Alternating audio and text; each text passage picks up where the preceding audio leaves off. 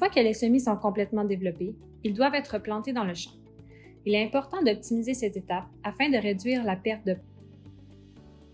Voici à quoi devrait ressembler un plan au repiquage, bien développé avec une belle couleur verte et un système racinaire dense. Un stress lié à l'eau est dans de nombreux cas la principale cause de perte de plant après le repiquage. L'ajout d'eau avant le repiquage permet à la plantule de survivre au stade critique. Pour la même raison, les plates-bandes sont légèrement irriguées pour améliorer le succès de la transplantation.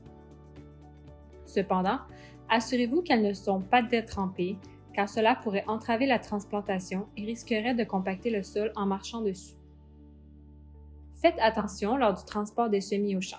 Évitez d'endommager les tiges et les feuilles. Pour avoir une récolte uniforme, assurez-vous que la distance entre les plants est la même. Pour cela, utilisez un bâton et après avoir marqué les positions, faites des trous là où les plantes doivent être plantées.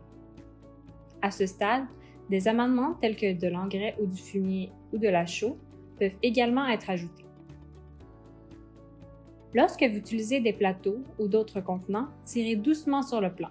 Ne le tirez pas du plateau ou du contenant par la tige. Une fois retiré du contenant, le système racinaire est visible et une dernière vérification peut être effectuée pour vérifier que les racines semblent saines et bien développées. Placez les plantes dans le trou, mais assurez-vous que les racines sont complètement recouvertes, mais pas plus profondément que les cotylédons. Une fois le repiquage terminé, il est important d'irriguer le champ pour faire pousser les plantes. Une fois le repiquage terminé, assurez-vous de nettoyer tous les matériaux et plateaux utilisés.